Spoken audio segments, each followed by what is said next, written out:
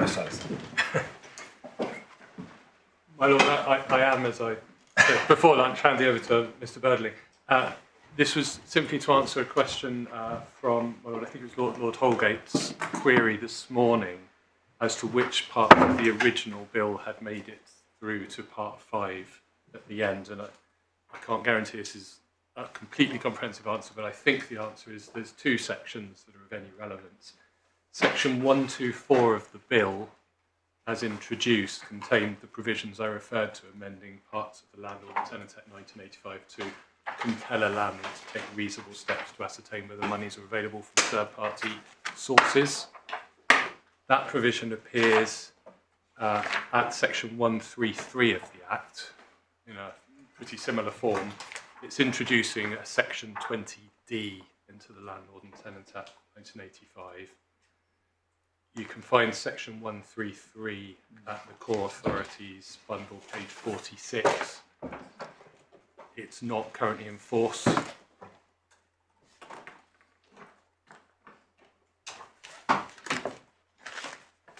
The other provision is section 125 of the bill. Part 5 was very short as originally introduced. Section 125 of the bill introduced amends to the limitation period for claims under the Defective Premises Act, and that is what is now section 135 of the Act.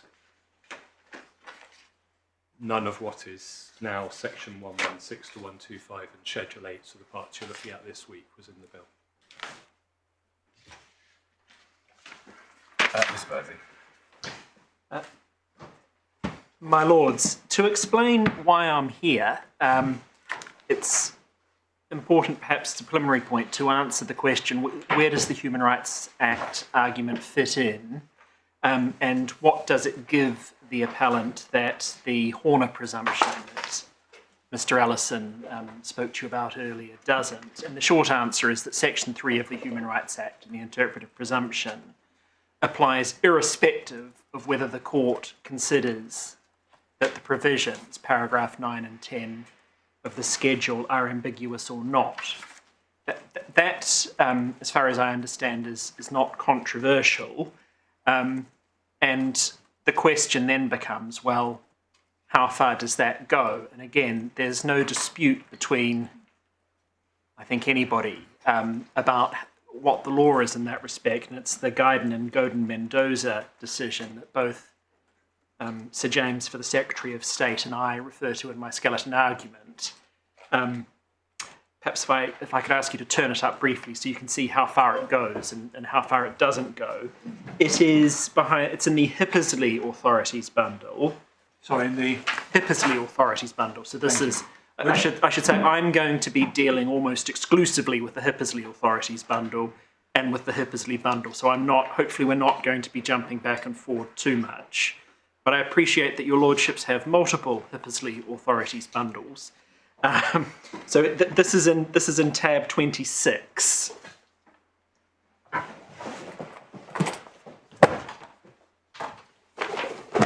And if anybody's working electronically, it starts on page 635.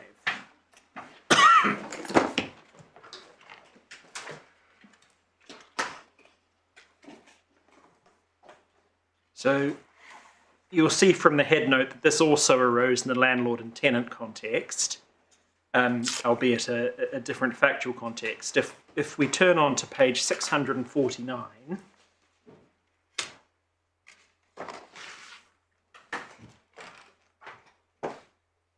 can I ask your lordships please to read paragraphs 30 to 33? Yes, I'll do that.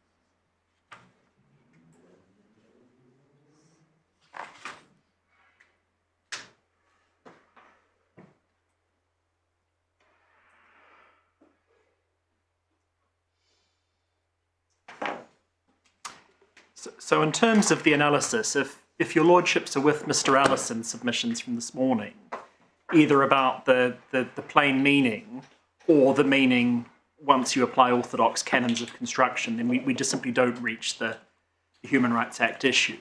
But if your lordships aren't with Mr Allison on those submissions, it will then be necessary to determine if the retrospective construction is applied, whether that would amount to a breach of A1P1 rights. And if your lordships conclude it would, then the question is whether applying those strong interpretive rules or the presumption, the statutory requirement to construe where possible, compatibly with the convention, it can be read in a way that's compliant. Now, where it might not be possible to do that is where it would, to use the words of the Godin-Mendoza case, go against the grain. So there has to be some fundamental feature of the legislation that wouldn't work if you disapplied it. So that you wouldn't be giving effect to the Section 3 obligation, you'd effectively be acting as legislators. And that's where the line is drawn. So for reasons that I hope will become clear after I've developed my submission, I will say if your lordships are with me on the question of breach, this isn't a case where a prospective-only construction would go against the grain of the legislation. Develop that point. But I think Sir James says, actually, even if you're with me on the question of breach, this is so fundamental to the legislation that the appropriate remedy would be a declaration of incompatibility. I'm not sure if he goes that far or whether he reserves his position. Come back to that and reply if necessary. But that's how it fits into the argument, and that's really the issues for your lordships. Is there any practical difference between this interpretive obligation and the mar leasing one, which one is familiar with from EU law? It's been expressed different ways, but in the mar leasing context, the limiting feature is said to be it can't be contra legem, I think is how it's been put. And I'm not sure if you can get a cigarette paper between that and what's said here. It's very strong, but there are limits still. Yeah. So that's where this fits in. So turning then to the question of breach, there are really three stages to the analysis. And the first is, what are the relevant possessions? And in the instant case, that's linked with the second issue, which is something I'll take together with it, which is what is the nature of the interference with those possessions? And the question is this, as I say, a deprivation of certain rights of the appellants, or is it, as the respondents and the intervener contend, merely a control of use? And that has some importance to the final question, which is fair balance, and I'll come and show you how that works with the authority. So that's the final stage. So I'll take the first and the second together, and then turn to the question of fair balance. So in terms of the nature of the relevant possession, it's common ground between the appellant and the intervener, as I understand it from the skeletons, that the relevant possessions are, as we've set out in our supplementary skeleton, at paragraph 32. Probably useful to turn that up so that we have that in mind. That's at the core bundle. This is one of the few times I will be going to the core bundle. Tab 5, page 90.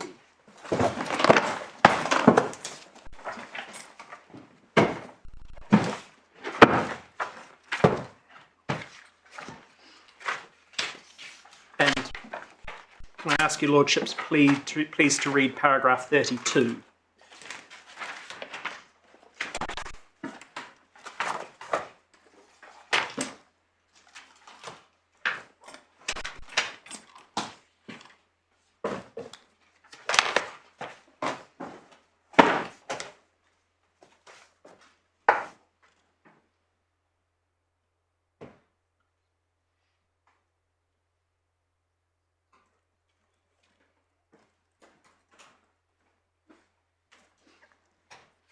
So they're the possessions, the particular possessions that the appellants are saying are being interfered with. So to the extent that there is an interference, whether that's a control, which is admitted, or a deprivation, as I say it is, that's what must be justified if there is not to be a breach of Article 1 of Protocol 1. And the Secretary of State accepts that those accrued contractual rights are possessions. That's at Sir James's skeleton at paragraph 53. Don't need to turn that up. And that concession was inevitable in light of this court's decision in the Solara case. So you're focusing on accrued rights. Accrued contractual rights. Which So is that what it says, but you've put in parentheses and Schedule 8 more generally, which goes way beyond paragraph 9. so it's what I'm doing there is I'm accepting, as effectively what Sir James says, is that what you've got is you don't have to justify the individual case, you have to justify the rule. So I think Sir James is accepting that what is for him to justify is that this legislation is intended to apply retrospectively across the board, in respect of all of those provisions. I understand that is what he is saying, because what he will say is, once you've got all I'm asking is the violation that you're building up to just related to accrued rights? It is. So it's purely about the taking of those rights that are accrued. It's the conditional contractual entitlement to be repaid for the sums that had already been incurred. That's the deprivation we're concerned with here. So when you say accrued, you're also saying conditional. So it doesn't have to become payable. That's correct. So it's the right, as Mr. Ellison put it this morning, it's the right that accrues under the contract when you pay the solicitor in this, or when you instruct the solicitor in this case. You have a conditional. That's quite if I may say so, unusual use of the word accrued. Normally, when one's talking about a debt is said to be an accrued debt when you can issue a writ for it. I would have thought, but you don't mean it in that. I don't. Sense. It's once you've instructed the solicitor, then you have a contingent right, which just requires a number of hoops. Jumping through the hoops. Mr. Ellison. Quite so. And you intend to catch all those. Quite so. Yes. Quite so. It's in that sense we understand. It is. It's not meant it's not meant as a term of art. It's meant as a descriptor. So that's exactly what I say as court. And I say those. It's not in dispute that those are possessions in A1P1 terms, and as I say, that's rightly so in light of this court's decision in the Solaria case, which I'm not going to ask your lordship to turn up because it's not in dispute. I'll come back to it if necessary. The respondents, however, take a slightly different position on what the relevant possession is for the point of justification. I think, in fairness, the Secretary of State does as well in terms of how they have framed their justification. Because what they say, and this is how the control exercise, the control argument really arises, is the Secretary of State says, well, actually, the relevant possession is your freehold interest in the property. That's the possession. And what we're doing is we're just imposing a control on that. And the Secretary of State's skeleton argument, that characterisation or that framing of the issue is said to be correct because they say that the argument that I'm putting, that actually it's the narrower possession that you're looking at, the contingent contractual interest, that argument's been rejected in a series of Strasbourg cases. And what I say is that is to miss what is the most critical difference between those cases and this case. So I'll go through the cases on which the Secretary of State relies in her skeleton argument, but they were all cases where it was contended that various rent control instruments, which operated prospectively, amounted to a deprivation of the subject properties. So that was the argument. It was said that these restrictions, we'll come and see how it was framed in the various cases, on what I can charge by way of when to what costs I can recover prospectively, are so severe that I'm in effect being deprived of the very substance of my right in the the property.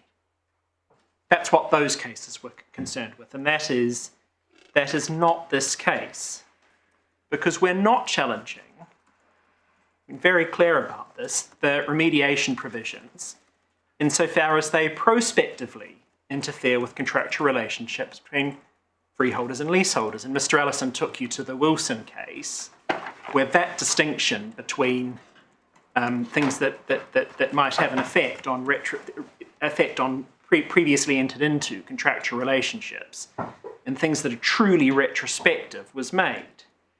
And I say the same distinction is to be found in the Strasbourg case law. So let's look at the three cases on which the Secretary of State relies at paragraph 55 of her skeleton.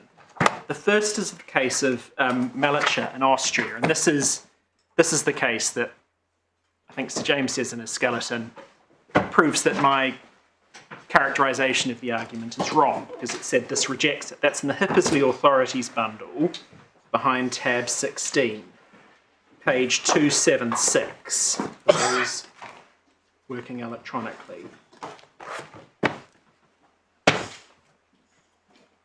And if your lordships please turn to page 277, which is over the page, you'll see the facts set out at paragraph 10. That's the complaint. The applicants are property owners who complain of the reduction of rent due to them under tenancy agreements by operation of the 1981 Rent Act. And then we see the particular circumstances of their cases, because there were a series of joined complaints. You'll see at paragraph 12, just at the foot of page 277, that pursuant to the 1981 Act... Can you give me the reference again? Sorry, this is page 277. Thank you. Just at the foot of the page, paragraph 12. So the tenant applied on the 5th of February 1982, note that date, to an arbitration board for, you see over the page, reduction of his rent. Then there's a hearing, and the application is allowed on the 7th of June 1982. But importantly note that the application was for a limitation on the rent from the 1st of March 1982. So it's a prospective reduction in rent, bearing in mind that the application was filed on the 5th of February.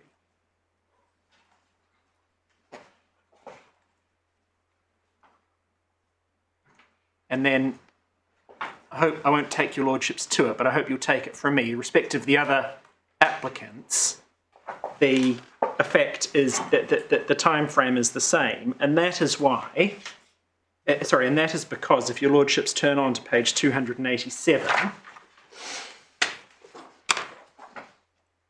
you'll see at the foot of the page, section 44 of the 1981 Rent Act, and if your lordships read paragraph 3, you'll see that it's entirely prospective, built into the legislation.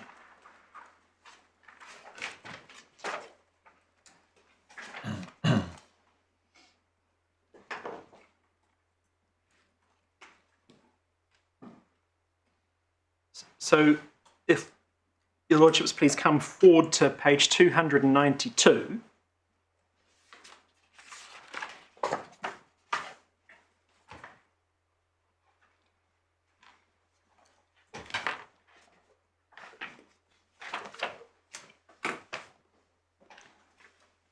Page 292, you see at paragraph 40, after the quotation of the terms of A1P1, you see the complaint. And the applicants complained that the Austrian authorities interfered with their freedom of contract and deprived them of a substantial proportion of their future rental income.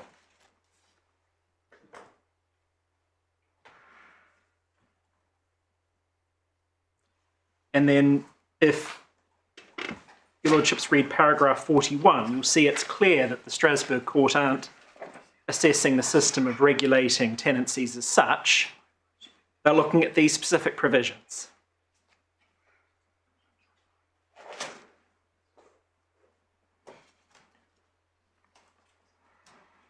And then over the page, at page 293, you'll see at paragraph 43 what the applicant's complaint was. And can I ask your lordships please to read paragraph 43?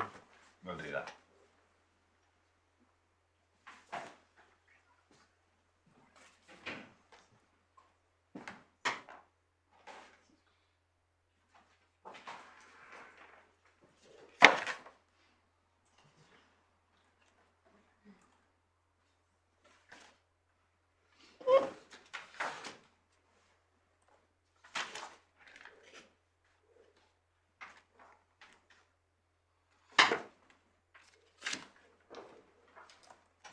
So the complaint that was being made by the applicants wasn't that this was a retrospective deprivation of their contractual Well, it rights. couldn't have been because the legislation didn't allow it. Quite prospective only.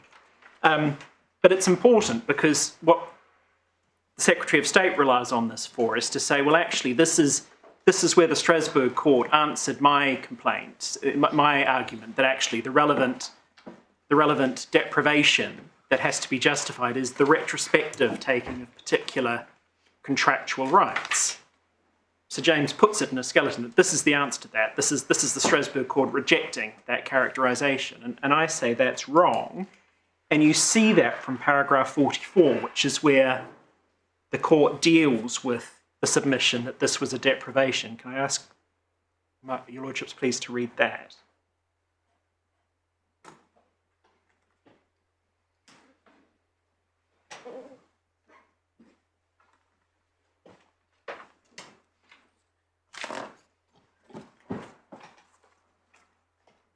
So they're drawing a distinction between cases where there is a transfer of property or a deprivation of their right to use it, which is what I say happens in respect of the contractual rights if a retrospective construction is adopted, and what this legislation was actually doing, which was looking at it prospectively. And that's why I'm not understanding why it's any less or more an interference with the right to use property according to whether it's prospective or retrospective. Either way, it's a control on rent. Well, my lord, it comes to this. So it's right that it's a control on rent, and rent is the economic use that you are making of your property. So when you are prospectively controlling what use you make of that property by saying, well, whatever you do with it, you can't charge rent above a particular rate, you can see that that is a control. But when you're looking at an accrued contractual right, which is what we're concerned with in this case, to payment of a particular sum that had been incurred at the past, it's different. So to look at it a different way, if the facts of this case were that the legislation had said any unpaid rent in respect of that property for a prescribed period could no longer be recovered, extinguished those debts, it would not be a fair characterisation or in law an accurate characterisation to say that that was simply a control on the use of the land. So it's not controlling prospectively the use of that land. The use of the land's already happened. What it's doing is retrospectively extinguishing particular accrued rights. And I'll go on to show you, if I may, paragraph 51 of the court's judgment, where you'll see that the distinction between prospective and retrospective application also occurs in the context of the court's reasoning on proportionality. That's at paragraph 295, at the foot of the page. And really what the court's doing here is making the distinction that the House of Lords did in Wilson, Mr Allison took you to earlier. Can I ask your lordships to read paragraph 51, please?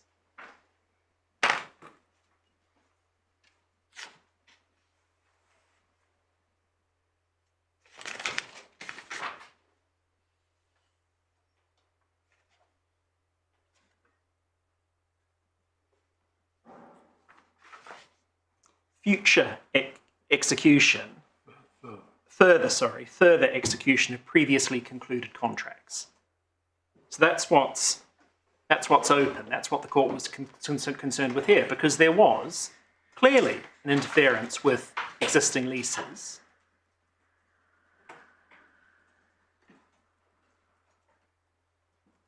But future income isn't a possession in Strasbourg terms.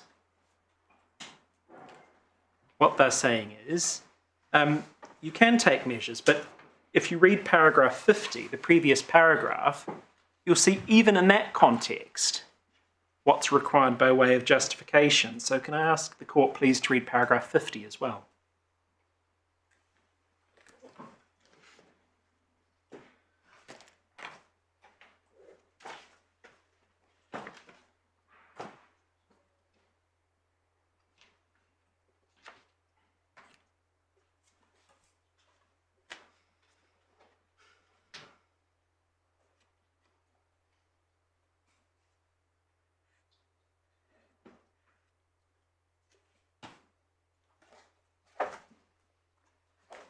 We'll come to see how the Strasbourg case law has moved on since then, but there's always been a recognition that even where you are interfering prospectively only with here lease contracts, there needs to be special grounds of specific importance to warrant it. It's not a case of saying that the government has carte blanche, even prospectively. The next case, which the Secretary of State relies upon, is the Zasper and Poland case. That is in the same bundle behind tab 30, page 860. So tab. It's tab 30 of the same, so it's the Hippersley bundle, tab 30, page 860.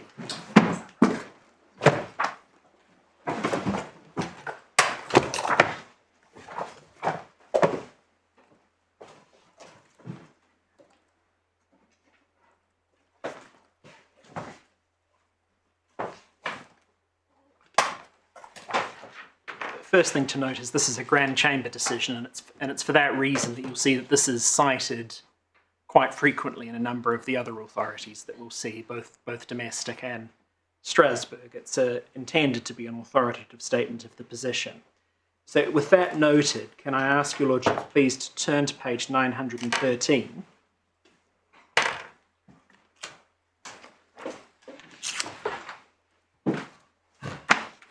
And at the foot of the page, at paragraph 158, you see the applicant's complaint there set out.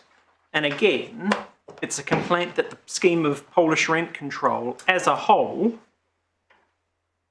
is said to be a situation similar to expropriation in respect of their house as a whole.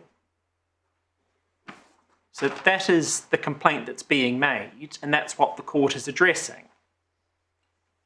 Is the rent control provision a deprivation of the house as a whole, or is it, as the government contended, a control? So that is the submission. We turn 2 paragraphs on over the page at 914. You'll see that paragraph 160 is sidelined. It's sidelined because this is the passage that the Secretary of State relies upon in her skeleton argument. But of course, it's addressing that submission. So it's not addressing a situation where the complaint's being made about some piece of legislation that is retrospectively removing an accrued contractual right. It's arguing that the prospective effect of the legislation in question is sufficiently severe as to amount to a deprivation. And if there's any room for doubt about that, it's removed when we come to consider the next section, which starts at the foot of page 914, where the court sets out its general framework by reference to its previous case law. And this is instructive for the purposes of this case, not least because, as we'll come to see, this is adopted in the the domestic decisions dealing with how one approaches these cases. So at paragraph 163 we can ignore, because that's about the principle of lawfulness. We're not in that territory here because there's a piece of primary legislation that, if my learned friends are right, does have this effect. But it's paragraph 164 to 166 that references quite often made, and that makes clear fairly that there is a considerable margin of discretion that's available when considering whether a particular policy aim is legitimate. And this is not in dispute. It is not disputed by the appellant that the aim of the BSA as a whole was not a legitimate one. And that's what the court's dealing with here. It's dealing with the legitimacy of the aim, saying the selection of whether a particular statutory objective and whether that is or is not of importance is a matter that's within the margin of discretion of a state. But that's not the approach that the court takes to the question of fair balance or proportionality. And we see that when we come over the page, to page 916. And could I ask your lordships please to read paragraphs 167 and 168, because this is where the court's saying or setting out the approach that's to be taken to the assessment of the fair balance in these sort of cases. So we should read those. 167 and 168, please, yes.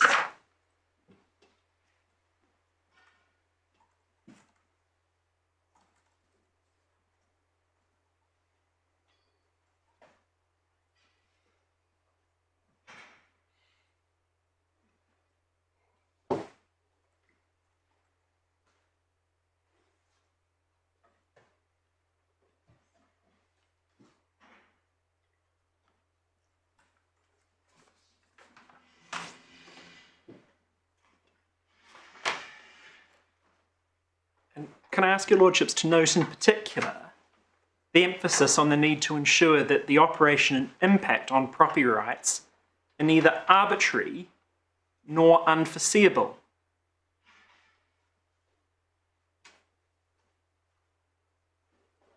And they are significant, I say, for reasons that I'll come on to later, but your lordship got a sense of this morning from Mr Allison when he explained some of the arbitrary and unforeseeable features of this scheme if it were one that could apply retrospectively as well as prospectively.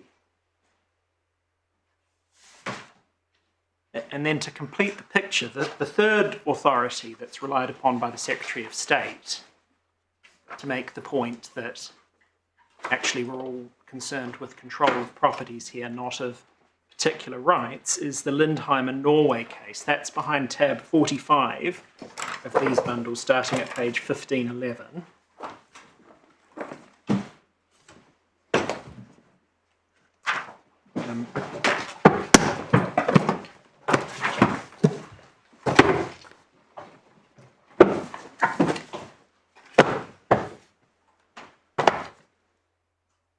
Can we pick this up, please, at page 1535 in paragraph 61?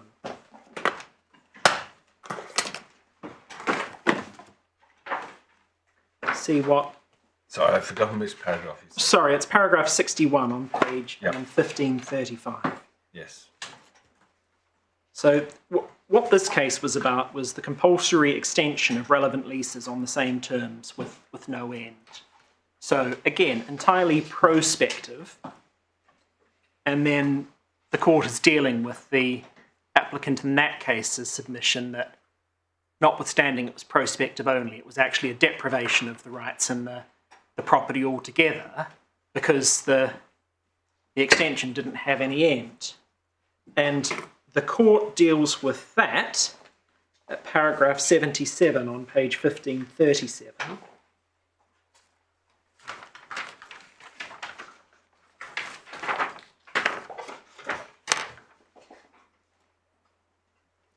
And what the court says there, this is, again, it's sidelined because this is the passage that Sir James relies upon. The court shares the view that the interference is very significant, but for the reasons stated above, it doesn't mean that all meaningful use of the properties had been taken away. Isn't that a general definition of what is meant by deprivation insofar as it goes beyond expropriation? There have been many cases on this, and that was my understanding, that that's what we mean by deprivation. All meaningful use of the property must be taken away. Quite. I accept that, and in fact, that is why I say that when one identifies the relevant possessions, here being the accrued in the term I set out earlier, contractual rights, that all meaningful use of those rights has been taken away. That's why I say there's a deprivation. But the taking away of the ability, for example, through the service charge to recover the remediation costs in the future is not taking away all meaningful use of the property, but because it happens in relation to a service charge account for the year before the Act, that is. My Lord, yes, and the reason why I say that that's right as a matter of principle is because in proportionality terms, one looks at what is being taken away, and that's what the Secretary of State has to justify. So we're not saying here that because this has been taken away, there is a deprivation of the property as a whole, and the Secretary of State has to justify it on those terms. But one has to be very careful when one's looking at the proportionality exercise. It is proportionality of what? And that's why I say what we're looking at here is the particular measure in question. The particular measure in question is the retrospective application, the effect of which being deprivation of particular accrued property rights. So I accept that that is an absolutely correct definition that's been set out there, but what I'm addressing here is why in those cases, when the Strasbourg Court's addressing prospective legislation, what it's not saying is, well, okay, because prospective interference with contractual rights is a control, where those contractual rights relate to the use of land, the retrospective effect of those must also be a control. I say it simply doesn't follow. It's not what the court's dealing with. Doesn't it depend on the degree of interference, whether you're looking backwards or forwards? It will always depend on the nature of the interference, but it also depends on what the possession is. And that's the distinction I'm drawing, is that here, what the court's saying is when you're looking at state interference with what you can do with your land in the future. Well, the more smaller you define the right, the easier it will be to say that you've been deprived of all use of it. And by the same token, whether you're looking forwards or backwards. Well, my lord, yes, but whether that's in logic, law, or fact, a permissible way of defining it will depend on the circumstances. And when you're dealing with, as I say, existing contractual rights about the future use of land, this is how the court conceptualises it, and this is how the applicants were coming to the court in conceptualising it, saying what the state's interfering with is not the contracts, not the leases. It's interfering with my right in that land, because I can't enter into contracts with whoever I want to rent it at a market lease, because the state's interfering with that. That's how the case was being put there. Whereas here we're dealing with a different situation where the court, it's nothing to do with the continuing use of that land, because the use has already happened. Everything is in the past. What had happened is because as a contractual condition for a third party, the leaseholders' use of that land in the past, there was a contractual agreement, part of which was an indemnification, for want of a better word, for these particular costs. But that is accrued, that's in the past. That is why it's now completely artificial to say, well, actually what you're being deprived of is some interest in the land Because that isn't an interest in the land, it's a contractual interest that arose under the lease, that accrued in the past, and now you're being deprived of it. So that's why I say it's an entirely different position, an entirely different situation to what the Strasbourg court was considering in these cases.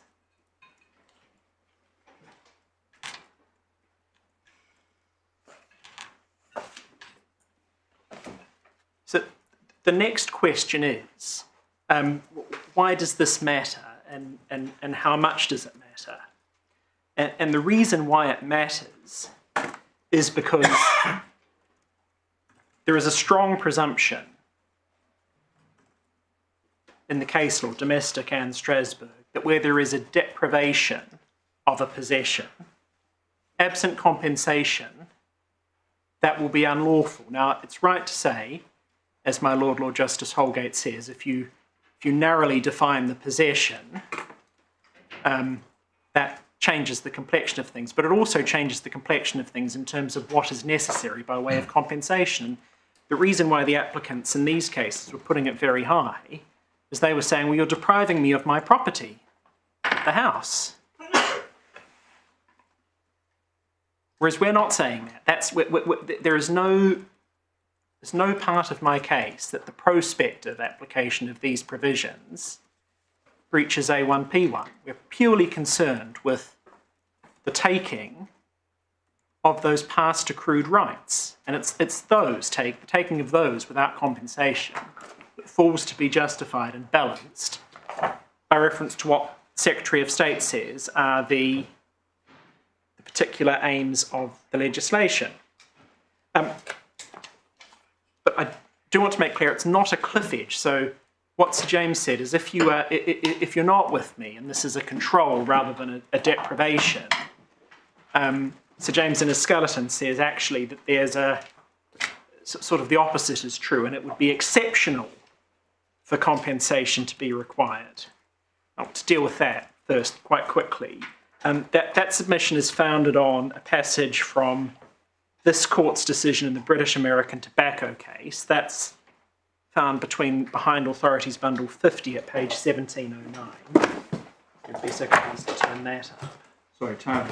It's tab 50, my lord, and the relevant passage is at page 1709.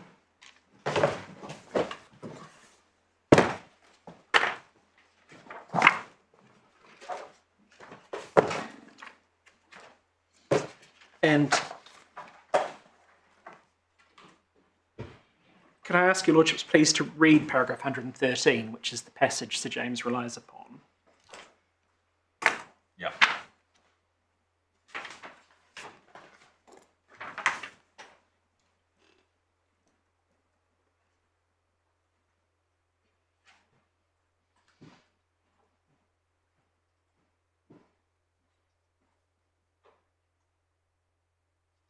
You see, this is relying upon, or at least referencing, the Court of Appeal's judgment in the Mott case.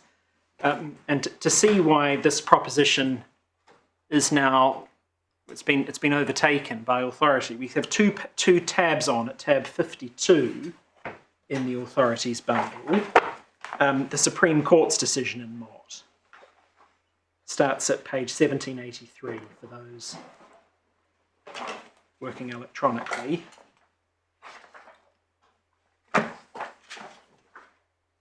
And this is the most authoritative statement of the law in this jurisdiction about where the line is drawn and what the implications of that are.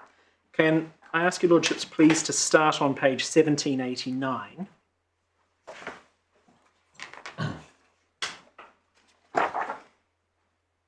And then you'll see at the foot of the page, paragraph 18, the typology. Can I ask your lordships please to read paragraph 18?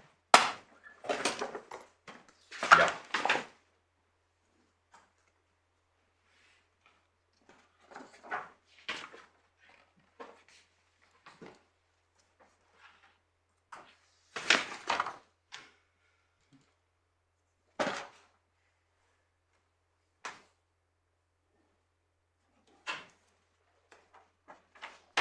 So that's the general typology.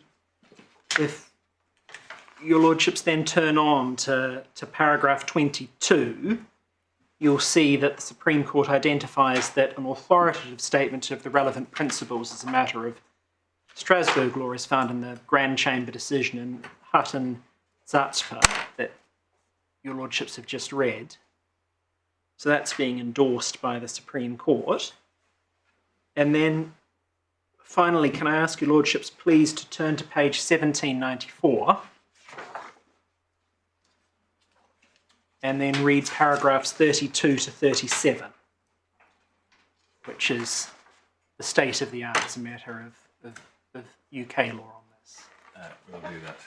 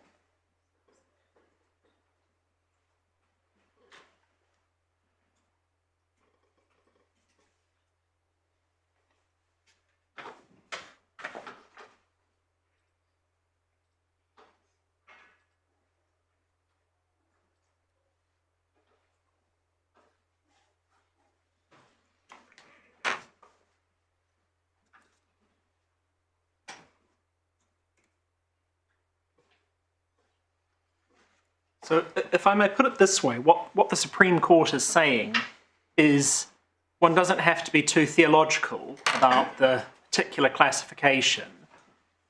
What you look at is, if it is a control, is the control such that something is being taken away in the sense that I think we saw in the earlier authorities, my Lord Justice Holgate picked out, any meaningful use being taken away.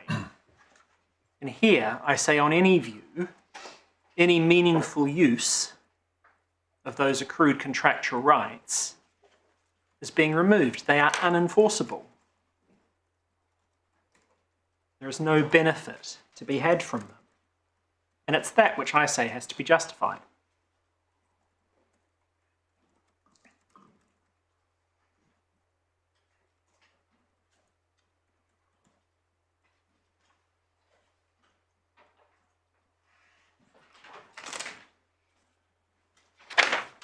So we then move on to proportionality, what's sometimes called fair balance. And as is common ground, the overall approach is that set out in the medical costs for asbestos diseases case, to which Sir James refers for the Secretary of State at paragraph 45 of his skeleton. That is behind tab 48 of the Hippersley Authorities bundle. And can I ask the court please to pick that up at page 1635.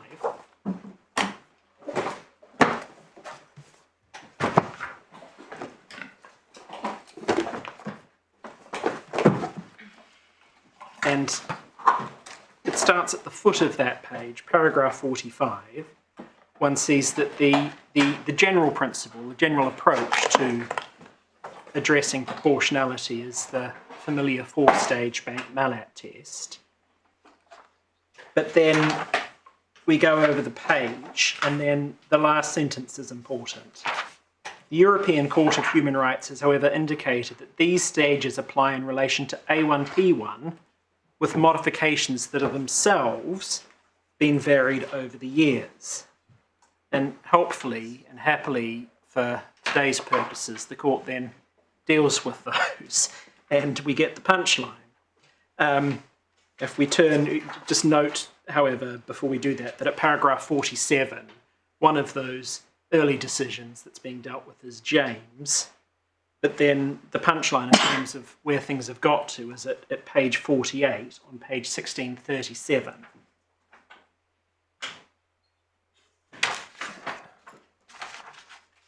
And this is making the distinction that I was drawing before when we were looking at the Strasbourg authorities, that when it comes to determining whether there is a legitimate aim, i.e. whether a particular intervention is in principle in the public interest, the court will accept the legislator's judgment unless it's manifestly without reasonable foundation.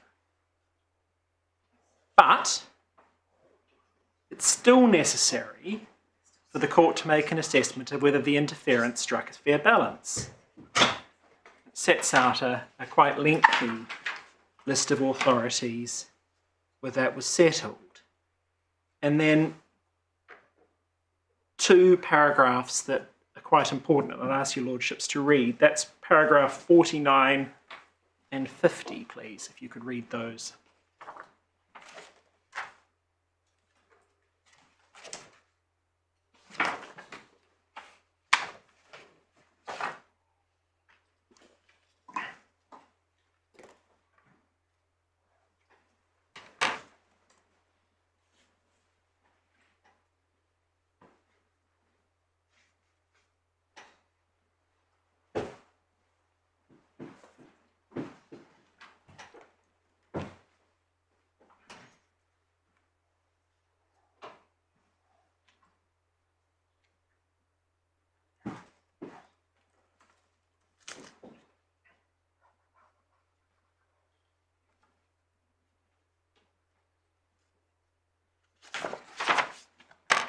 Then we can skip 51 because that's just confirming what the previous domestic authority is.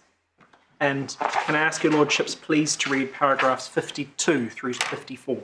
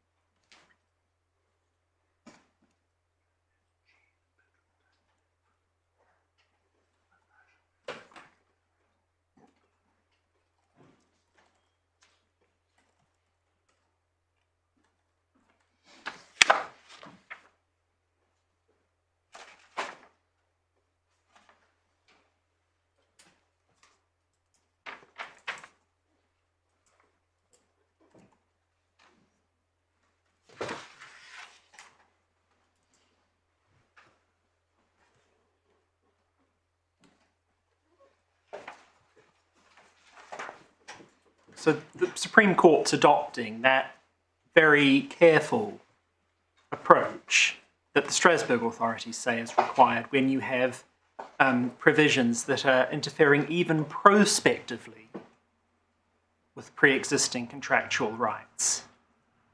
And I say that must apply a fortiori here, where what you're doing is you're dealing with the more egregious category of removal of accrued rights, looking backwards. This is, again, the distinction that was being made in Wilson that Mr Allison took you to earlier.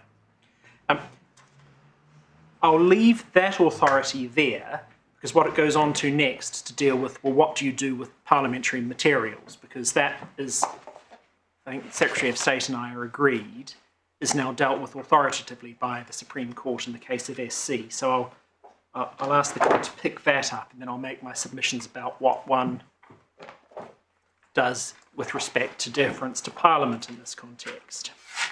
So the guidance is in the SC case. This is behind tab 62 of the Hippersley bundle, starting at page 2177.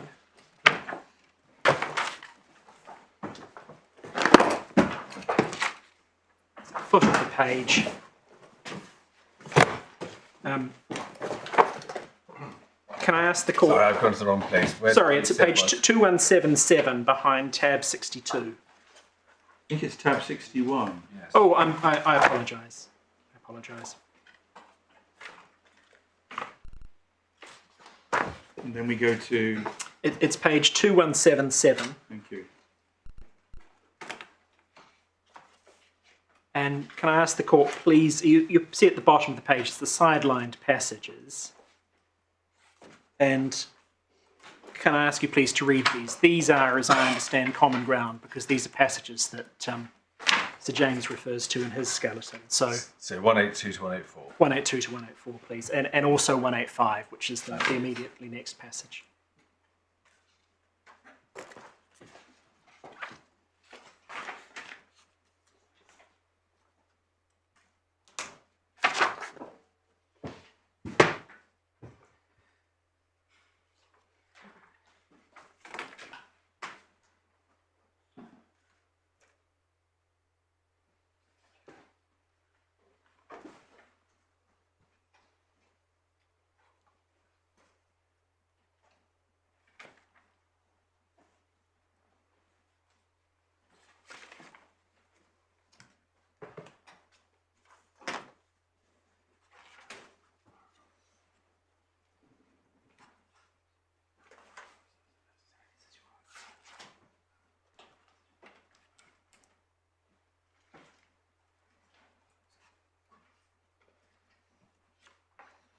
So it's no part of my case that the absence of debate in Parliament about the retrospective effect of paragraph 9 in some way counts against the Secretary of State, because you're not marking Parliament's homework in an A1P1 challenge.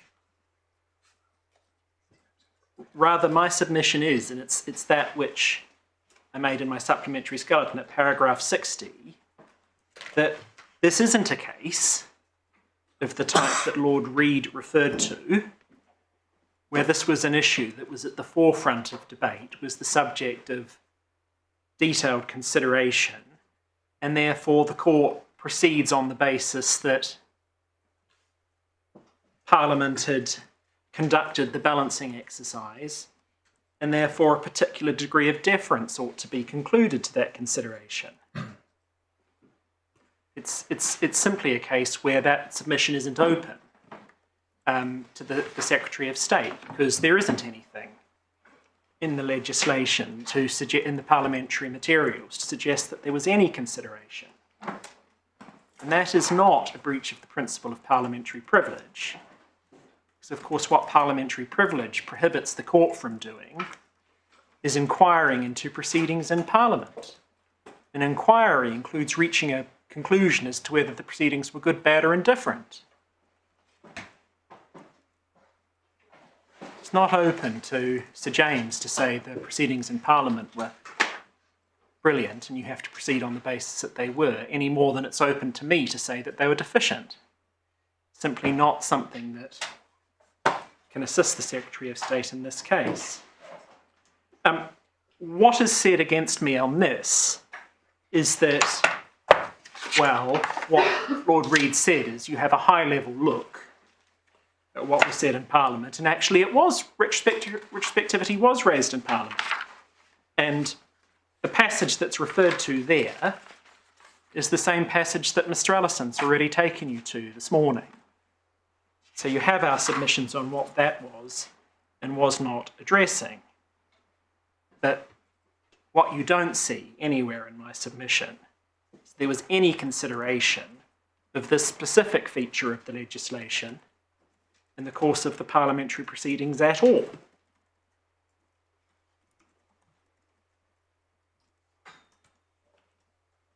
So when the Secretary of State says, as she does in her skeleton, as she inevitably will tomorrow, that what Parliament's done is exercised a discretionary judgment that balances competing interests on a difficult issue of social or economic policy, I say that's just not a submission that's open in this case. It's not a case where one is drawing lines between where welfare benefits are going to be granted where there is detailed consideration and the weighting, and it's in that area. It's just not that case at all.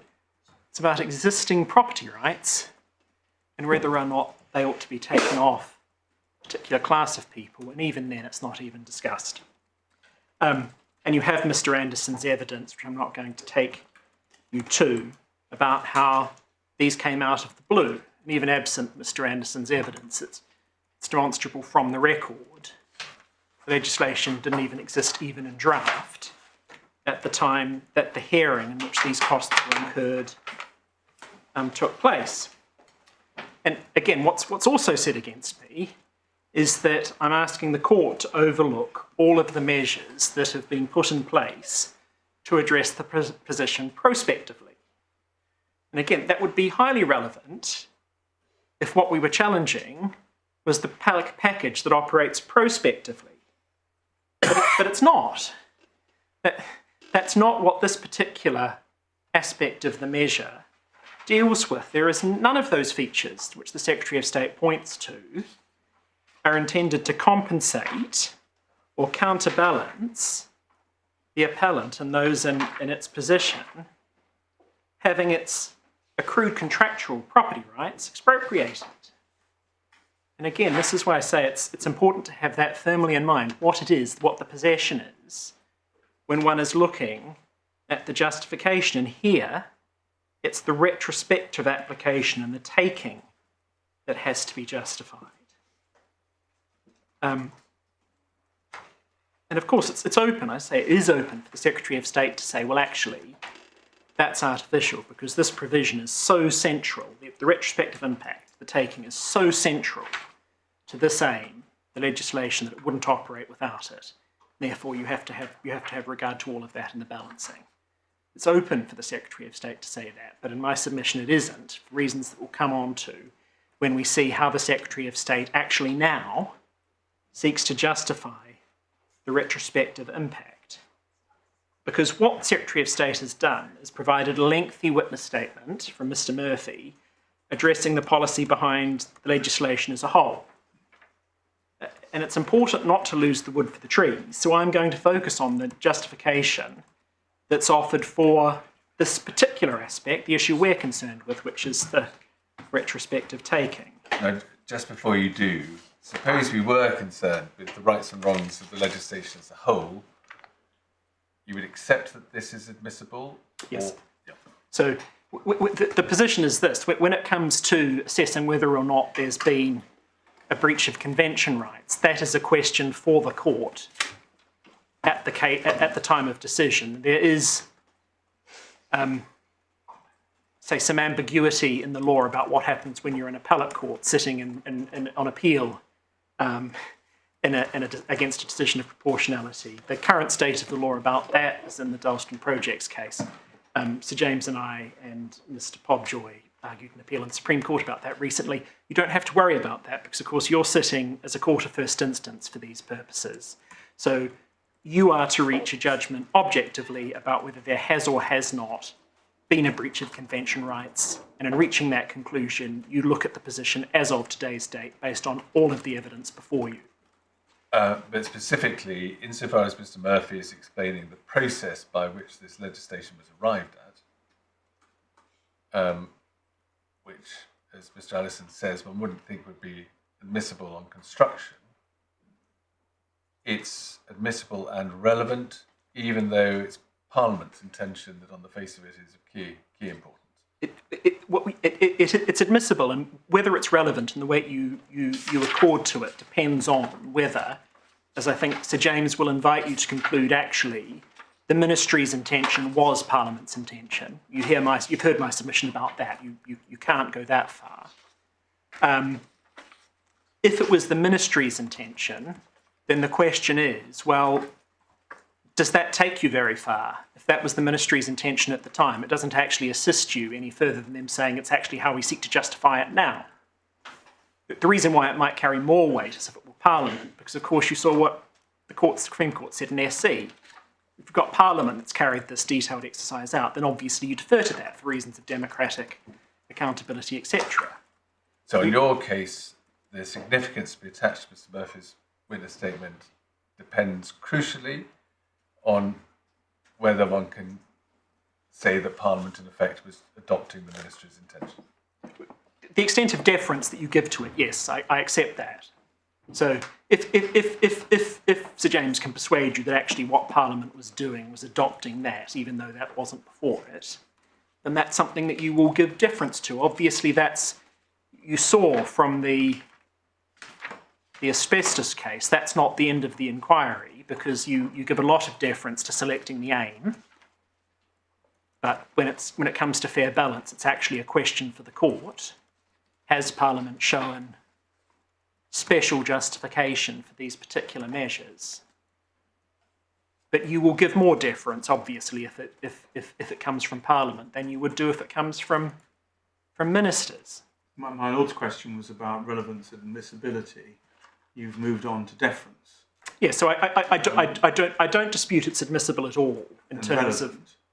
And the relevance varies. Well, it's always going to. It can't be admissible unless it is relevant. Well, it's always going to be relevant to hear what the Secretary of State's justification for a measure is, because what I'm saying is it doesn't really matter whether it represented the Secretary of State's view at the time that the measure was being put forward, or her considered view now, because what the authorities say is you're not marking Parliament's homework. It's a question of law.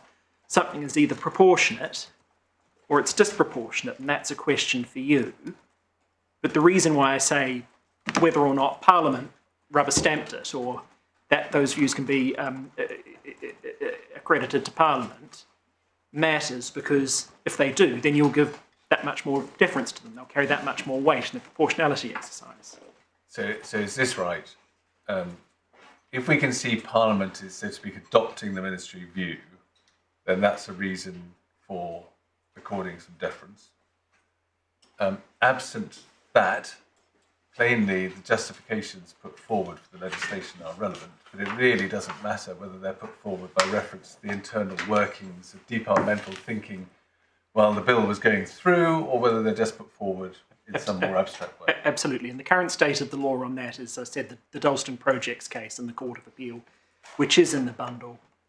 And what that says is if it's the Ministry's considered view now, then you give that such weight as you consider appropriate, having regard to the Secretary of State's particular competence in that area.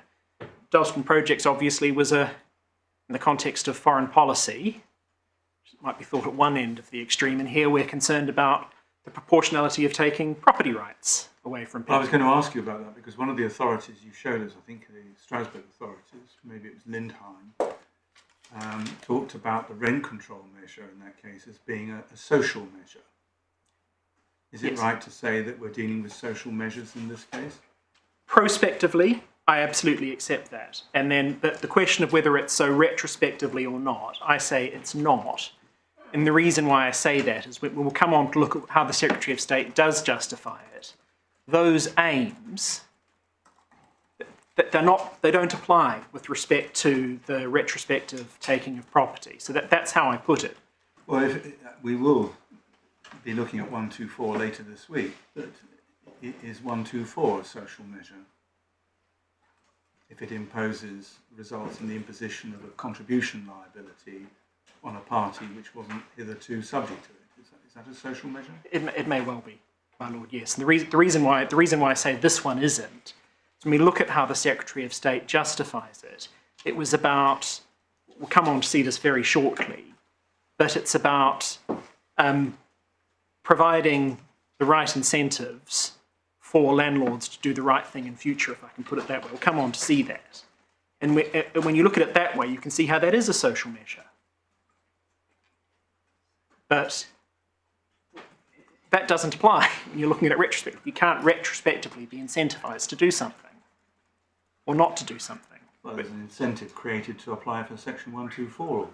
Well, perhaps if I come on and I'll show you what the Secretary of State's justification is, and then I can explain why I say that is different to the prospective application of it, and this is why there is a relevant distinction. So I pick up Mr. Murphy's witness statement. This is in the Hippersley additional bundle, not the authorities bundle, additional bundle, behind tab 4. And can I ask the court to pick that up at page 101, please? So this is the Secretary of State's justification.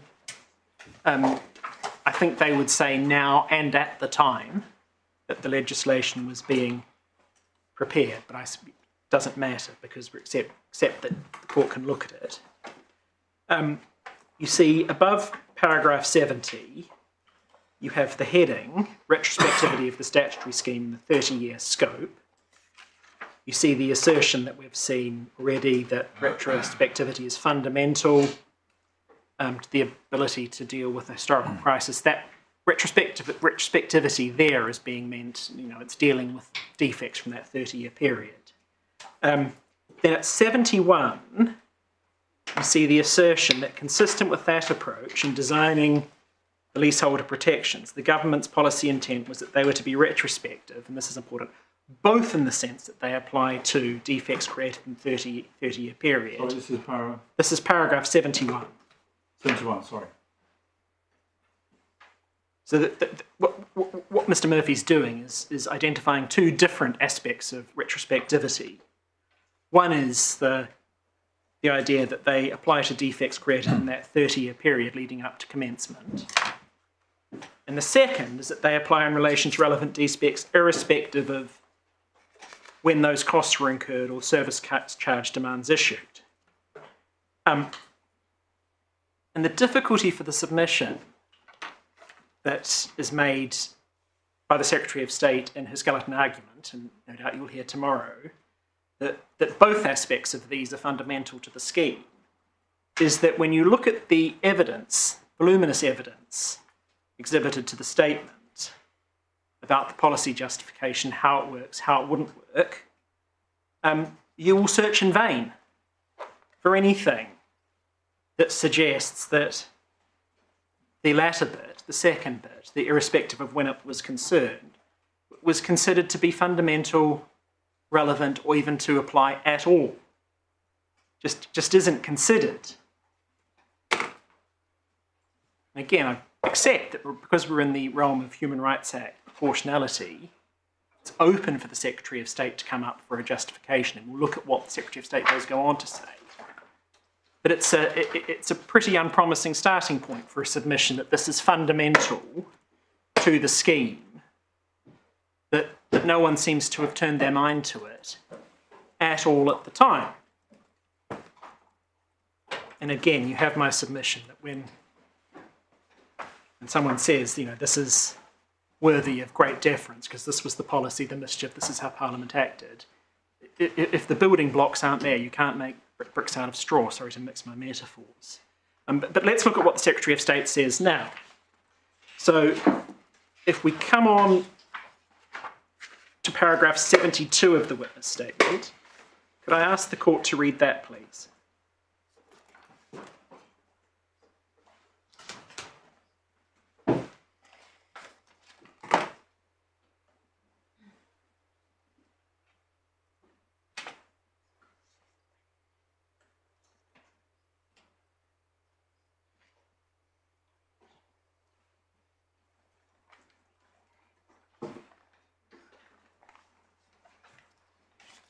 So effectively, we've got a recitation of the general policy intent, and then it said this is addressed in further detail in Part D below.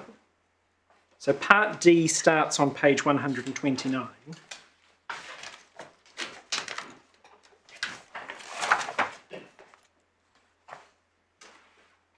And this is, you'll see from the foot of page 129, this is Mr Murphy setting out the Secretary of State's position now as of proportionality.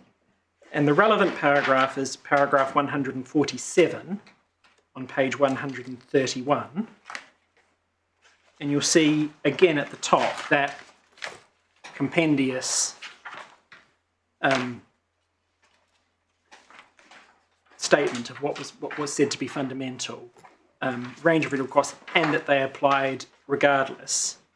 The only subparagraph you need to worry about, because it's the only one that deals with it, is subparagraph D, which is over the page on page 132. So can I ask you to read that, please?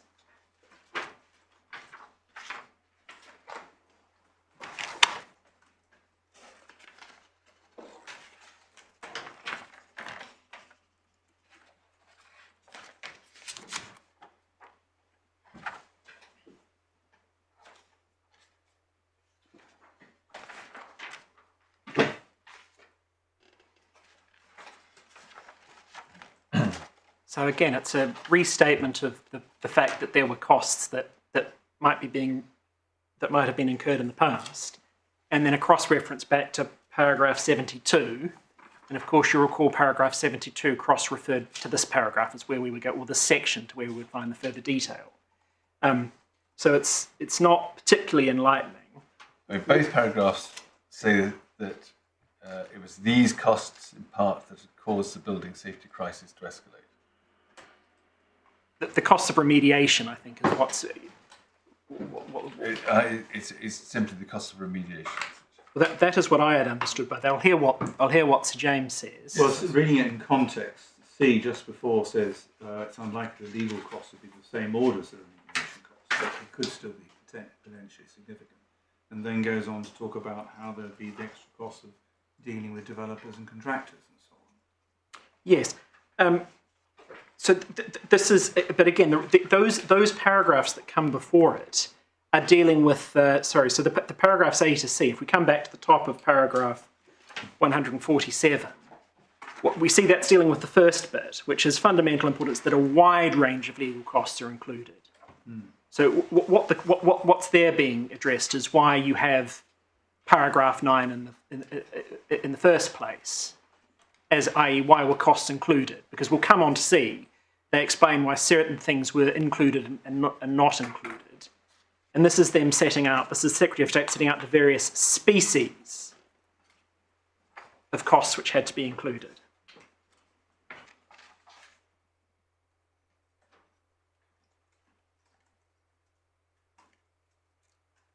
So where should we go next? So next we look at what was considered. So this is the alternative measures. And this is important because a quite significant part of the Secretary of State's case is it's important that you have bright lines so that there's certainty and so that everybody knows where they stand. And we don't quibble with that.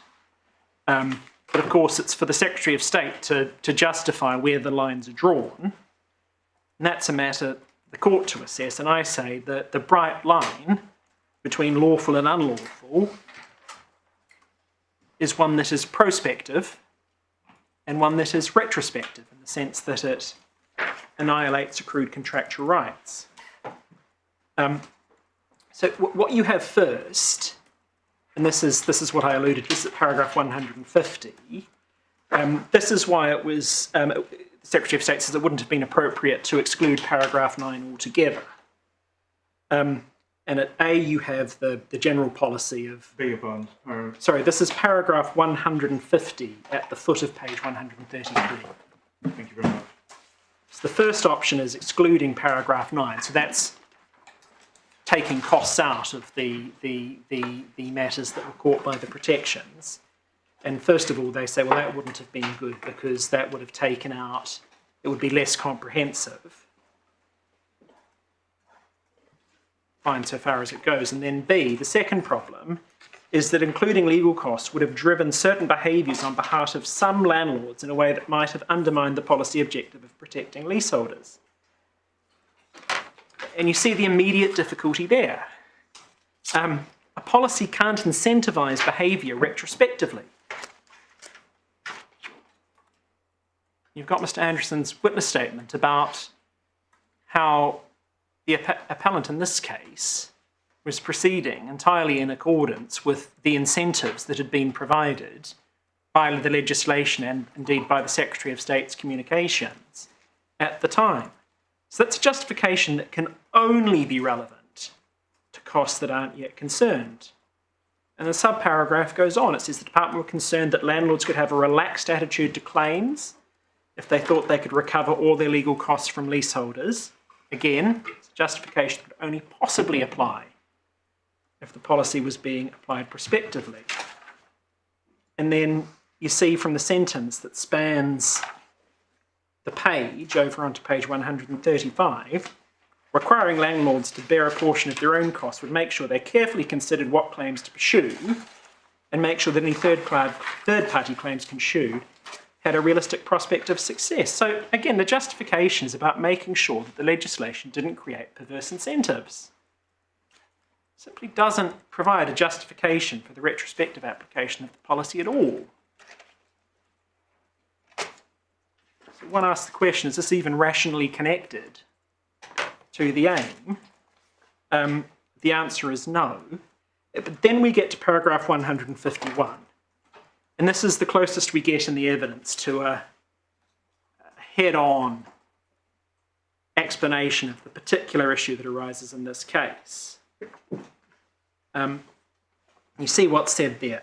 Second option would have been, it's not suggested that it actually was considered, second option would have been to apply it prospectively only. And then at paragraph 152 we see one problem with that approach would have been that landlords could have sought to circumvent the legislative measures by incurring costs or demands before it comes into force. Then we see from paragraph 153 that Mr Murphy immediately recognises that that's not a particularly good justification because they could have dealt with that. Indeed, they have in other parts of the legislation by having a guillotine date. So that can't provide a justification. Then we get paragraph 154, which is really a repeat of paragraph 72 that we already saw about how, well, some costs had already been incurred. Well, yes, that's just a statement of fact. And then paragraph 155, this is it really. Can I ask your lordships please to read paragraph 155?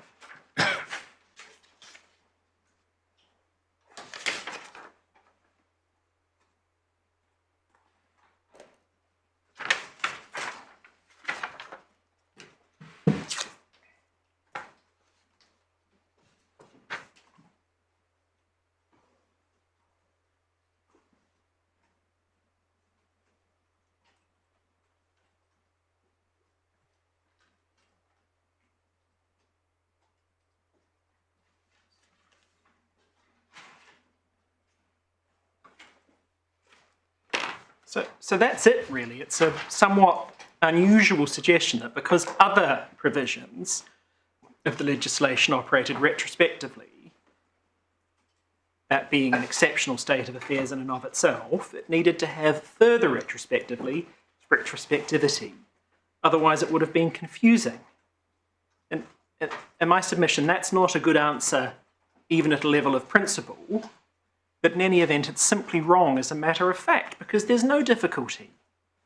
Simply a matter of reading an invoice or the date of a particular demand. It's a simple question of fact. It's no more complicated than any other distinction that's drawn.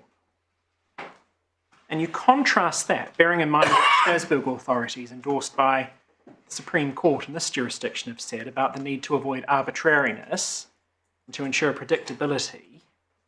None of these difficulties none of these difficulties are of the same level as the peculiarities in the arbitrariness that Mr Ellison explained would arise this morning if a retrospective construction is adopted. And that's it. That's what's said to be on the other side of the ledger in terms of justification of this particular aspect of the measure. Now, I know where I am with time. So on any of you, I think you've got to sit down by 1:45. We've obviously slipped 3/4 of an hour. If you do sit down at 1:45, I will endeavour to do so. In terms of the impact on the other side of the ledger, so that's what's offered by way of justification. In terms of what's got to be set against that in the fair balance exercise, you have my submissions about what the authorities say. You have evidence from Mr. Anderson, which I'm not going to take you to now. Give you the references. I can come back if any of this is controversial in reply. But what Mr Anderson explains, and Mr Ellison's already outlined this morning, is that these costs were incurred not for any of the reasons that were identified in Mr Murphy's statement as being in some way bad or to be guarded against. They're acting in good faith to do what the legislation told them to do and what the government was telling them to do at the time. It's those costs incurred in good faith that are now, in my submission, arbitrarily, if this is retrospective, being taken away from them. You'll find that at paragraphs 24 to 31 of Mr Anderson's first statement, that's additional bundle tab 2, page 13. And then there's further detail in Mr Anderson's second statement, paragraphs 16 to 21. That's also in the additional bundle, starting at page 796. But the Secretary of State, having said that this is a case where really taken the burden to justify the rule, it's not just those impacts that have to be justified, it's the run of cases. Mr Anderson explains what the magnitude of that will be across the industry. Again, people that were acting in good faith in accordance with the legislative position as it was. It's important also to bear in mind that these costs of this particular application, were costs that were imposed on it by a regime, an existing regime, that was also a control on property rights. So this is what the appellant was doing, was taking a step, it's required by legislation that was already controlling how its contractual rights fell to be exercised. Again, quite important when one looks at the Strasbourg cases about what is important by way of consistency, lack of arbitrariness, and foreseeability. So where this takes me, I say, is that whether it's a deprivation or a control, it's at the end of a spectrum where a special justification is required, both because there is no compensation and because there is, on any view, a retrospective taking. When you read the Secretary of State's justification, that's positively said to be a feature, not a bug. And it's clear on the applying the authorities I've taken your lordships to, that is a breach of A1P1, or would be a breach of Article 1, Protocol 1. So the question then becomes, would it go against the grain of the legislation to adopt the prospective-only construction that Mr Ellison took you to this morning, or explained to you this morning? And my answer is no. You've seen the very slight policy justification that's been offered for the need for it to operate retrospectively. It's an entirely coherent scheme.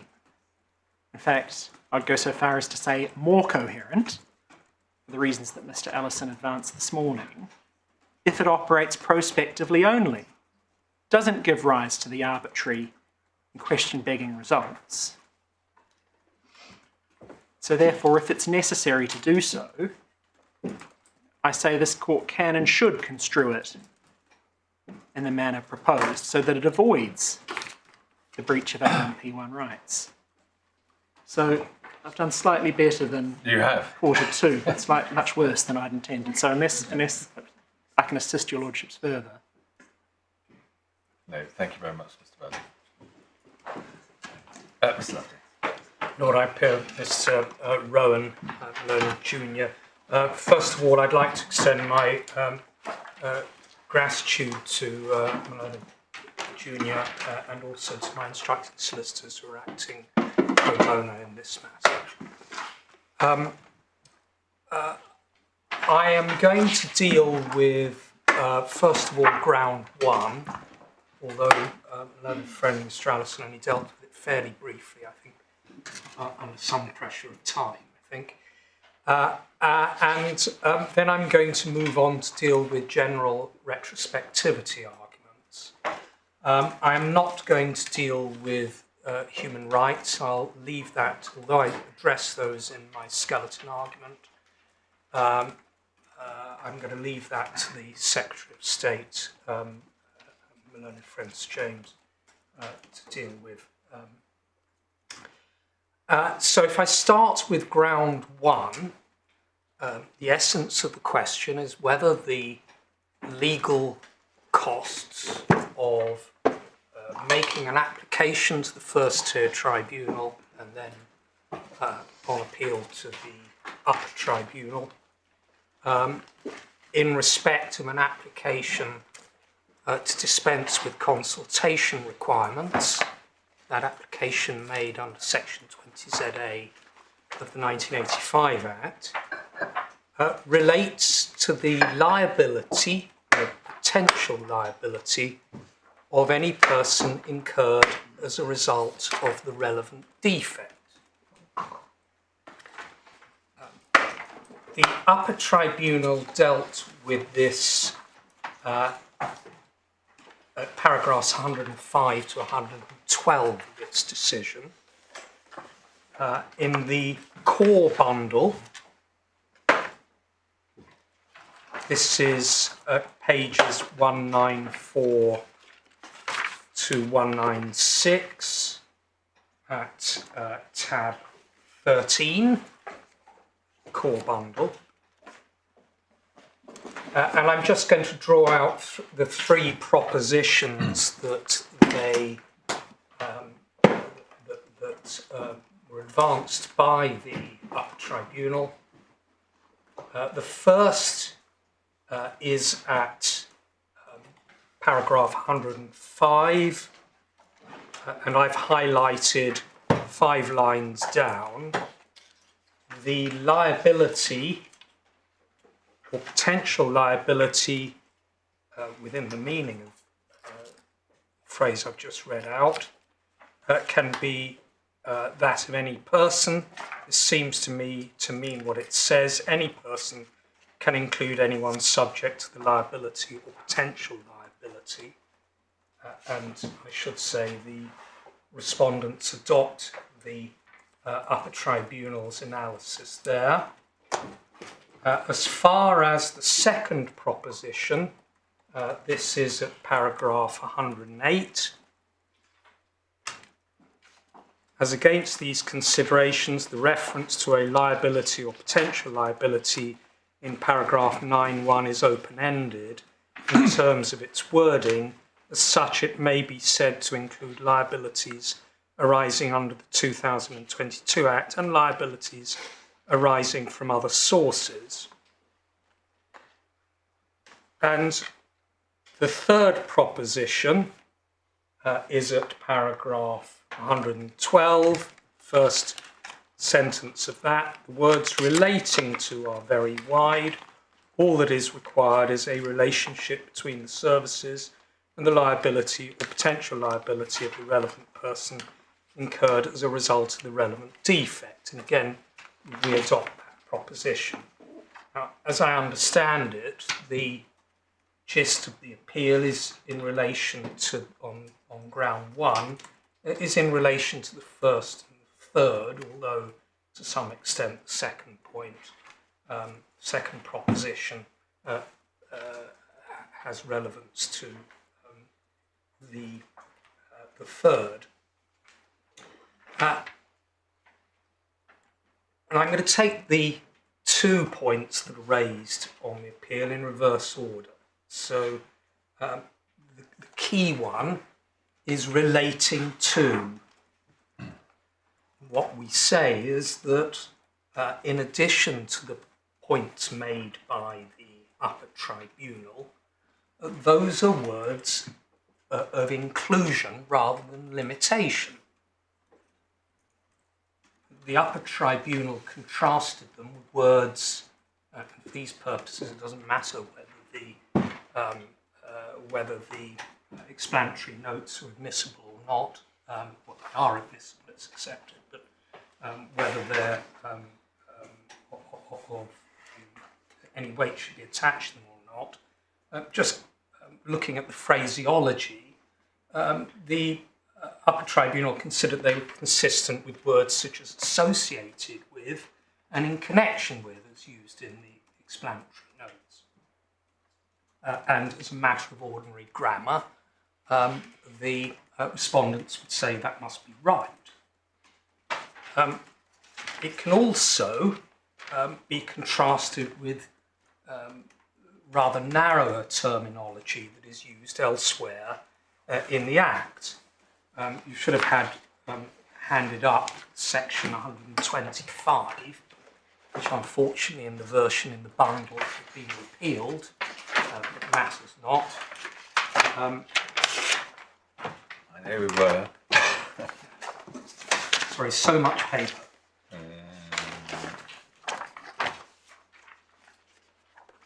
I can read. Don't worry, I can find it anyway.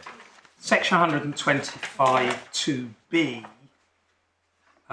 refers to payments, and the court may, on the application of a person acting as an insolvency practitioner, by order require a body corporate or partnership associated with the company, b, to make such payments to a specified person the court considers to be just and equitable for the purpose of meeting costs incurred or to be incurred in remedying relevant defects. And that phrase appears elsewhere in the Act, in section 124, for example. And the point I make there is incurred in remedying defects is much narrower than relating to relevant defects. Similarly, there are other phrases, and I've referred to section 112.3, where they talk about the costs of a description prescribed by regulations. I simply make that just to illustrate that grammatically the words relating to are words of inclusion. When you say inclusion, you mean they're wide words? Yes.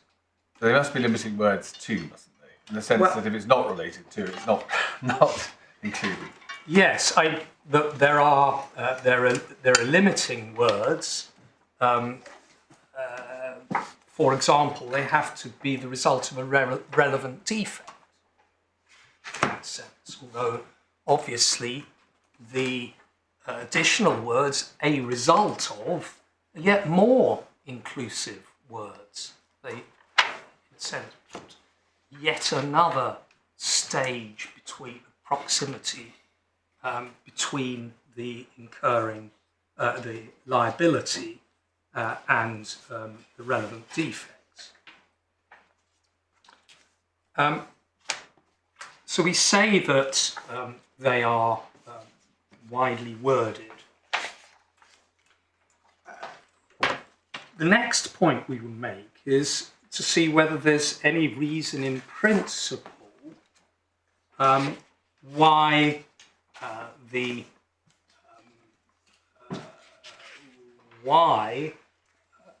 narrow reading would be intended here. One has to bear in mind that the background to this is obviously the Grenfell inquiry and the recommendations of the Grenfell inquiry and the action taken by the government in relation to the evidence that was given during the course of the inquiry. It's clear that the Act is there as a general policy underpinning it.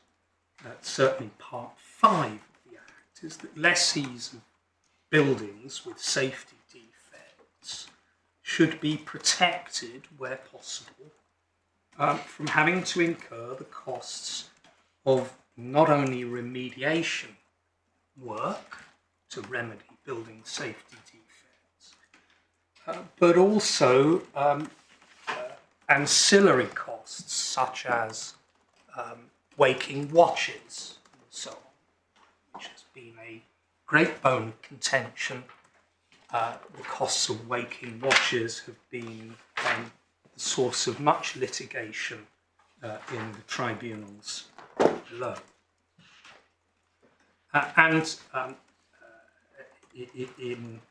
In that sense, the idea that that associated costs that are associated, legal costs that are associated with remediation of buildings is not really a surprising one. One can see that there are other ways in which this wide intention is expressed in the legislation. Paragraph 2.2 of Schedule 8, and if I can take you to the core authorities now. Turn to the core authorities bundle. Tab 468.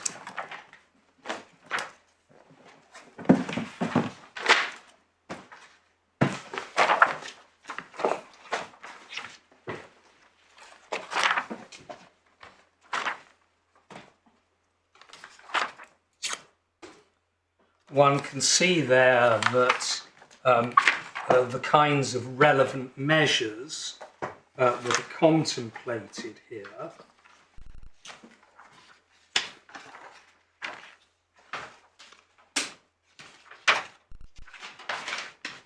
are widely worded, not only where a relevant landlord is responsible for a relevant defect, but is merely associated with a person responsible for the relevant defect. This is an example of how Parliament has, in effect, broken down the corporate veil, pierced the corporate veil, in order to extend the liability to a new category of persons entirely, who may well be responsible for the costs of remediation.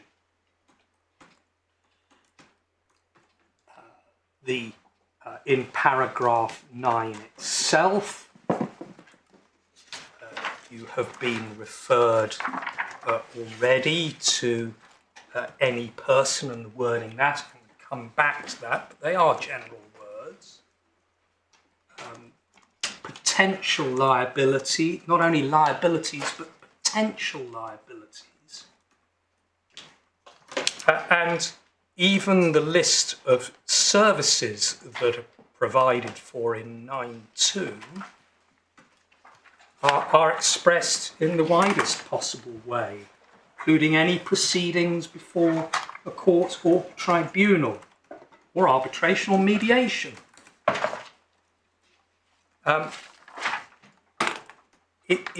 In my submission, in the respondent's submission, it's plain that Parliament intended the widest possible net here, and these kind of proceedings in relation to an application under Section 20 ZA are in the respondent's submission plainly within that, caught by that net. When it says relating to the liability or potential liability of any person, in your submission, is that the liability of the landlord to do the work, or is it the liability of the tenant to pay the service charge? I was going to come back to any person in the second part of my submission. I'm happy to deal with it now. No, well, whenever you deal with it. But before I deal with that, perhaps I can just deal with a couple of points in relation to the scope of the phrase relating to.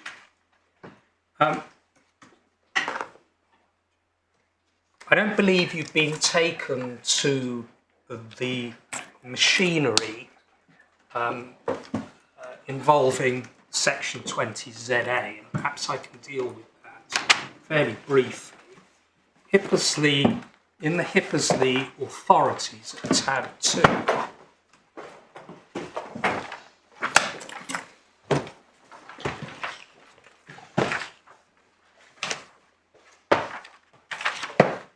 you have some extracts from the Landlord and Tenant Act 1985. Landlord and Tenant Act 1985 is probably the main legislation which restricts the recoverability of residential service charges. There are others, plenty of others. 1987 Landlord and Tenant Act, for example, the recent Leasehold and Freehold Reform Act. And as my learned friend said, these provisions can be traced back to the Housing Finance Act of 1972, which is also in the bundle at page 5. I'm going to come back in a moment to deal in my retrospectivity submissions to deal with that. But one of those limitations is section 20 on page 9. And in essence, what it says is leaseholders should be consulted about major works and about qualifying long-term agreements in accordance with regulations.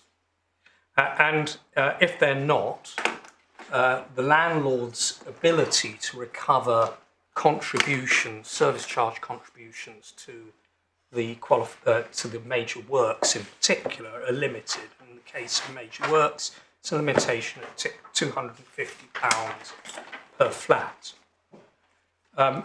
Much of the machinery of that is set out in the Service Charges Consultation Requirements England regulations, which I'll come back to in a moment. But there is also the ability under Section 20ZA to apply to a tribunal, it's the first tier tribunal in England, or the Leasehold Valuation Tribunal in Wales, to obtain dispensation. Section 20ZA dispensation was the subject of the decision of the House of Lords in Dejan and Benson as to the circumstances in which dispensation should be granted. The consultation requirements are at page 40. I'm going to take you straight to page 47, because page 47, although it's part 2 of Schedule 4, are the consultation requirements that are applied to major works in perhaps 95% of service charge cases. You would have thought they'd be number 1, Schedule 1, but they're not. It's part 2 of Schedule 4. And it has various stages that are required. The first is sometimes known as a Stage 1 notice, or a notice of intent, under paragraph 2 on page 48. There is then an obligation for the landlord to have regard to observations. And the notice of intent needs to give, in effect, a month's notice to the lessees. So there's 1 month, notice 1 month, landlord having regard to observations, then a stage 2 notice, which is technically known as a paragraph B statement, but nobody ever calls it that, which is at regulation 4, which deals with the estimates, which details have to be given to the leaseholders, and again, a month to consult. And then one has, in many cases, a stage 3 notice at paragraph 6 on page 51. So it is a fairly lengthy procedure where major works are to be carried out if a landlord wishes to avoid the cap of £250 per flat by way of recovering the costs through service charges.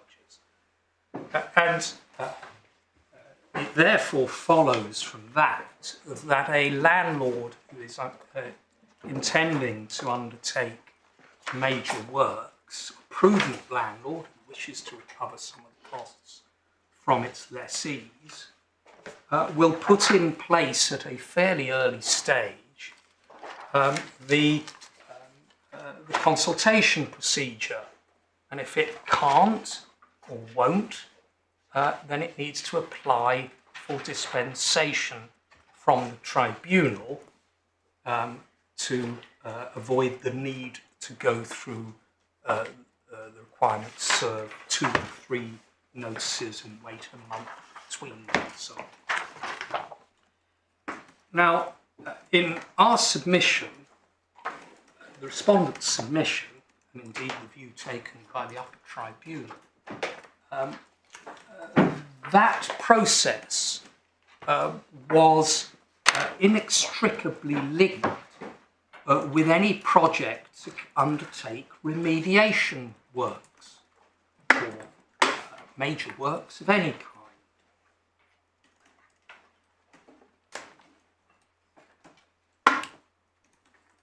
The Upper Tribunal suggested that the relationship between a Section 20ZA dispensation application and remediation works was an obvious one, and the respondents would say that is definitely the case. Indeed, Parliament itself was plainly aware of the Section 20ZA process when it when it made these provisions, because Section 133, and this is in the core authorities bundle at tab 4,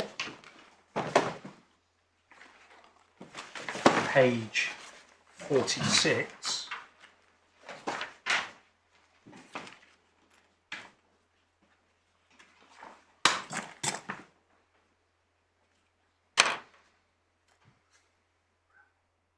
that at Section 133.3, it actually amended the Section 20ZA consultation requirements by adding an extra subsection 5A. And in a sense, it doesn't matter what the contents of subsection 5A are. In the respondent's submission, it indicates that Parliament was alive to the need for Section 20ZA applications to be made in the case of remediation works. And in those circumstances, it would be surprising if paragraph 9 did not extend to that kind of legal cost. Well, I noticed that that amendment in subparagraph 3 is by reference to the new Section 20D, which Mr Allison mentioned at the beginning of the hearing this afternoon. Yes. That's set out convenient at the bottom of the page. Reasonable steps being taken to find other sources of funding. Yes. Which seems to have a knock-on effect as to the recoverability of the service charge, presumably if you don't comply. Yes, it's at the end of the day, the interaction. There's a very close interaction between the between Schedule 8 and the other provisions of Part 5 and the existing legislation. As well as obviously meshing with other provisions within it. I'm going to come back in due course, in particular, to how the respondents say that works, particularly in relation to paragraph 10 later on in my submissions. In any event, what we say is that in the narrow case of section 20ZA, it's quite 20ZA applications, it's quite clear that Parliament had such applications to be within its contemplation. We also say that not finding section 20ZA application costs would produce some very odd results indeed. And they're illustrated by the facts of this case. The service charge chronology, and I'm not sure you've been taken to this so far, but if you look at the core bundle, tab 24, right near the very end, page 246.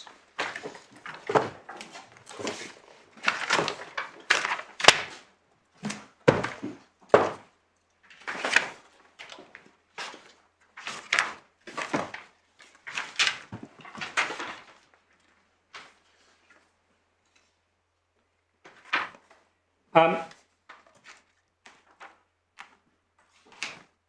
29th of January, it should be said they did a partial consultation.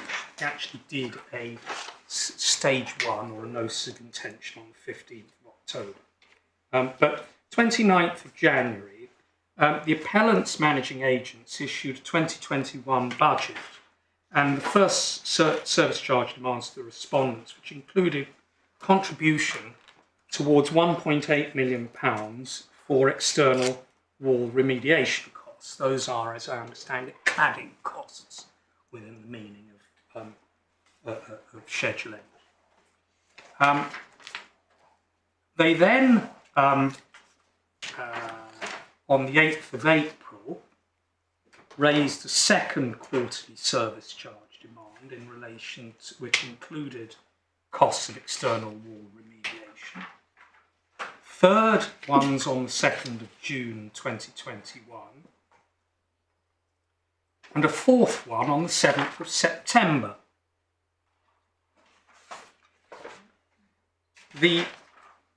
What then happened, before even leaving aside the first tier tribunal decision, was that at the same time an application had been made for financial support. And on the 19th from the Building Safety Fund. From the Building Safety Fund, that's right. And the chronology, my chronology doesn't have the dates you've just been referring to, but it does have the 28th of May 2021 that application was made. Yes. Sorry if I'm not following. Sorry, I went from the 8th of April to the 2nd of June 2021 and then 7th of September on that. I think the position is that we were supplied with an updated chronology. Okay. If it would be possible to send that again, I'd be grateful. Right, okay. Sorry. So it doesn't look as though you have the updated. I think I've got the updated one, and my lord may have the original one. Yeah. Right. The simple point here is that that some demands were made for a contribution towards £1.8 million in external wall remediation works. But at the end of December 2022, those demands were withdrawn by the managing agents. And that followed from a successful application for funding from the Building Safety Fund, although not for the entirety of that amount, but the writing was on the wall, I think, that it was going to be substantially funded. And so what's happened in this case is that the underlying... Sorry, just so I can get that in the chronology, where do I see that? 19th of October 2022, there was pre-tender support given. Wonderful phrase. And then they cancelled the demand. And then they cancelled the demand because they've been promised about 10%, and it looked as though they were obviously going to get the rest of it. So they cancelled the service charge demand. So we're in a position in practical terms here, where the actual cost of remediation has been withdrawn as internal demands for pay contributions towards them, and yet the costs of pursuing the Section 20ZA process that is there to enable the recovery of those costs has not been withdrawn. Certainly the argument here is that it's payable.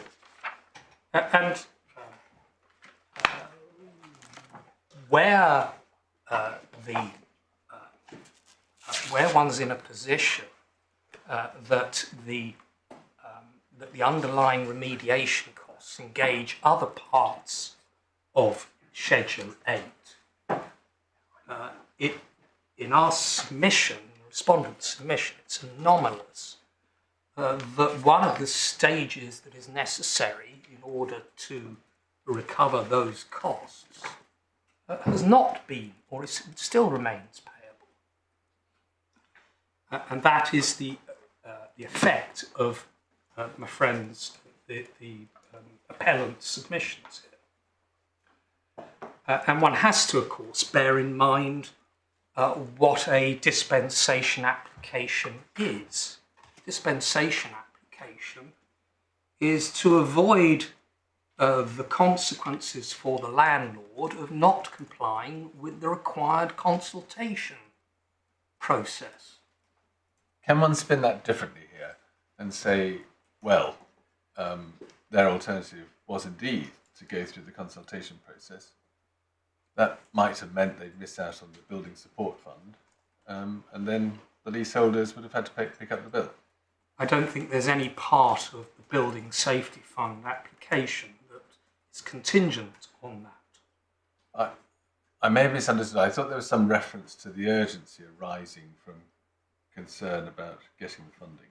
The grounds for applying for dispensation will incur... It's a finding by the FTT. Yes, yes.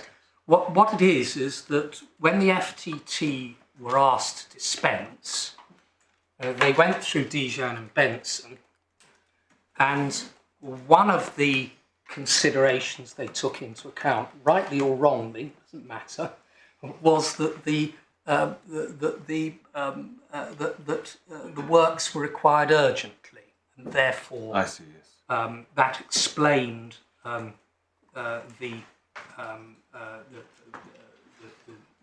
why consultation could not be completed.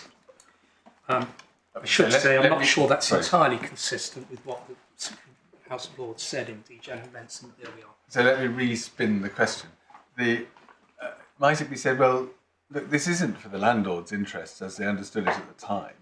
They could have gone through the consultation procedure, and they wouldn't have needed the dispensation application.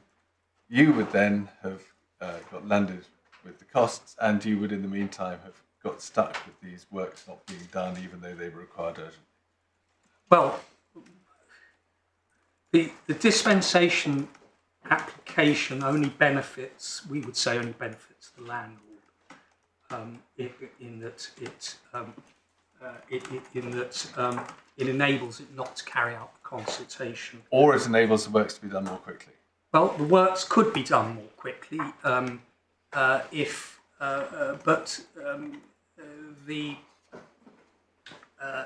but there is, of course, strictly speaking, no bar on the works being carried out. It's just a question of the recoverability of the cost. If they were willing to accept that even though they only got the ground rents, they were going to pick up the bill and only get £250 per leaseholder, they could go ahead anyway. Yes. The respondents have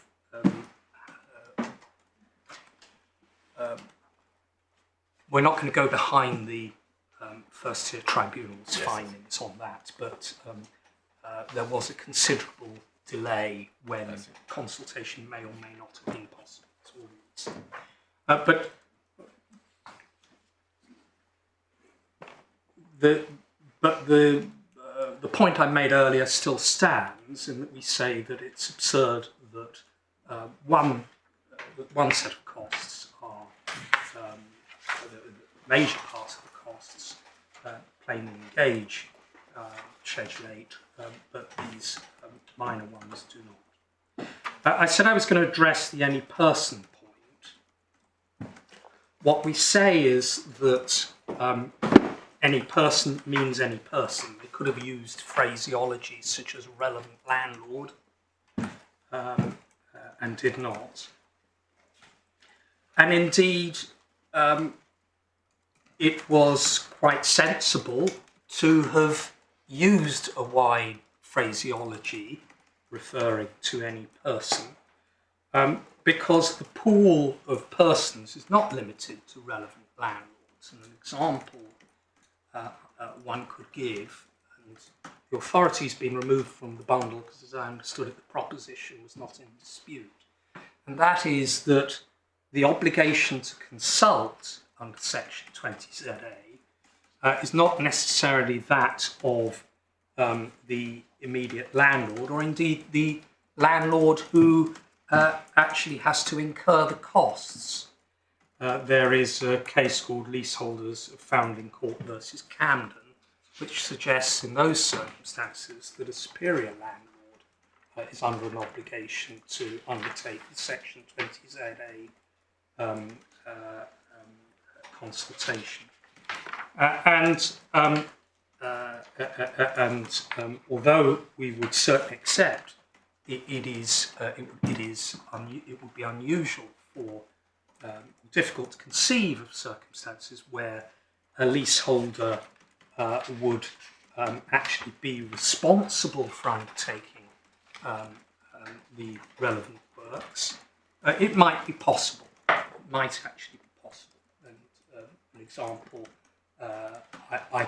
I could give, for example, would be the not uncommon position with balconies which form part of the demise of the flat, which are vulnerable to which have wooden surfaces and therefore flammable and require remediation, and actually the leaseholder is personally liable for that cost. Would ordinarily be personally liable for that cost under the lease. Then why would you have a consultation? Because the landlord wouldn't be interested in consulting in those circumstances, would they? No, but the point I'm making is the wideness of this any person. It's not limited to consultation. In respect of any person, we're talking here about. It's not limited to Section 20ZA situations.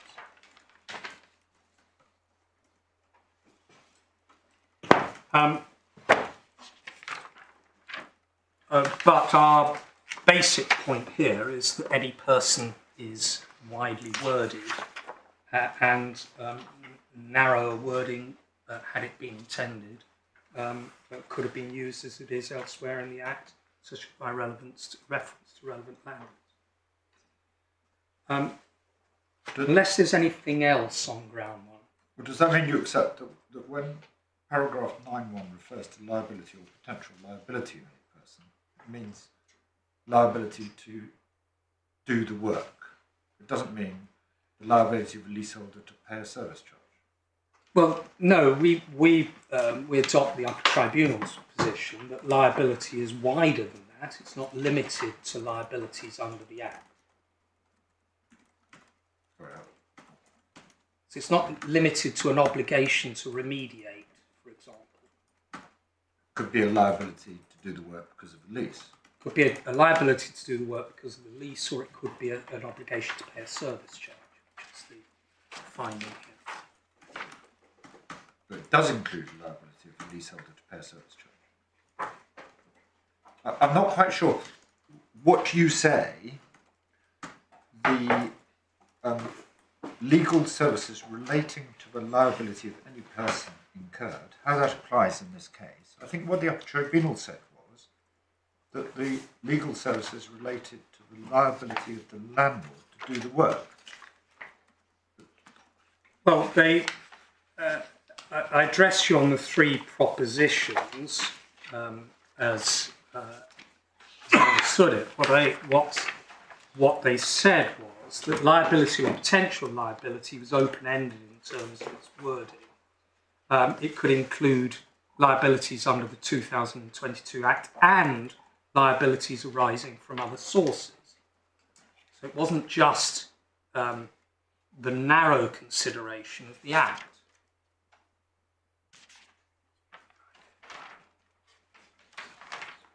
Yes. Okay.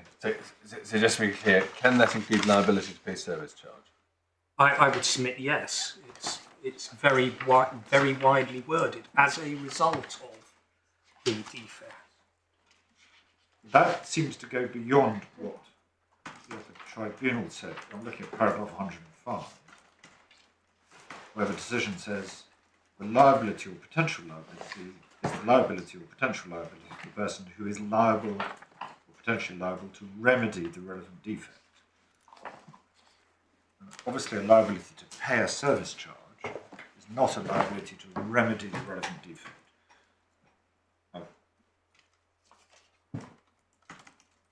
And I think I understand that you support the reasoning of the Upper Tribunal, but do you ask us to go beyond it? Well, it's in the context. I did say it. The second proposition follows on from this any person reference at 107. So you see the way it works at 107, and that is answering the point that is being made by the appellant here, that any person would not include the lessee. Yes. The lessee's obligation is to pay a service charge.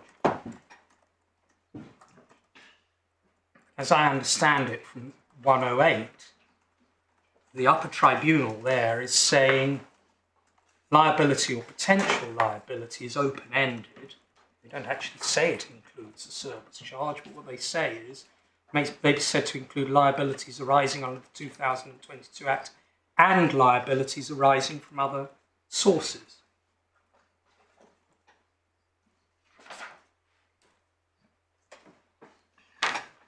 So my understanding from that was that they were saying service charges could be included because that's the lessee's contractual obligation. But it could be referring to the landlord's contractual obligation. It's very broadly framed. Yes.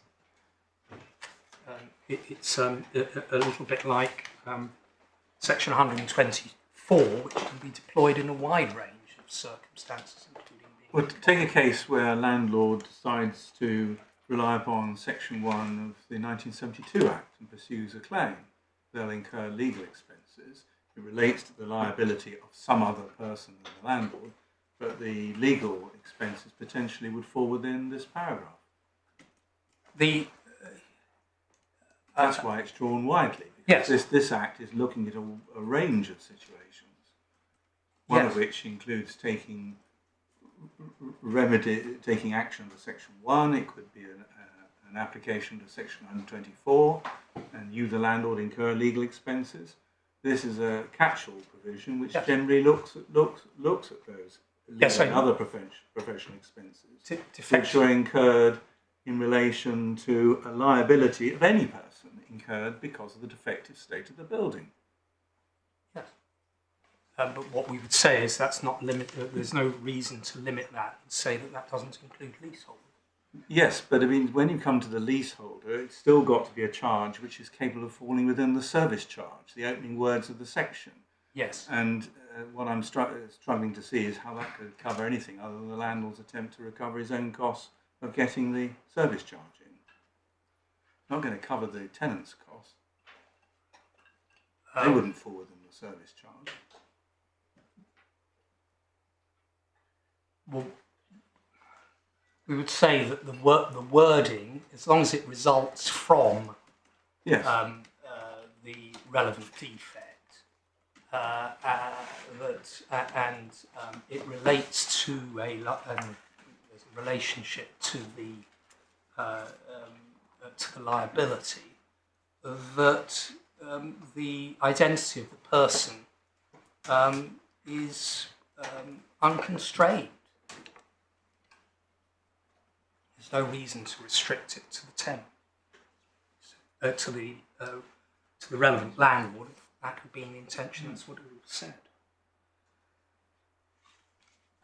Sorry, go on. That deals with ground one, unless there's anything else. So is that going to be a convenient moment? I was going to say it's a convenient moment for me. So 10:30 in the morning. What about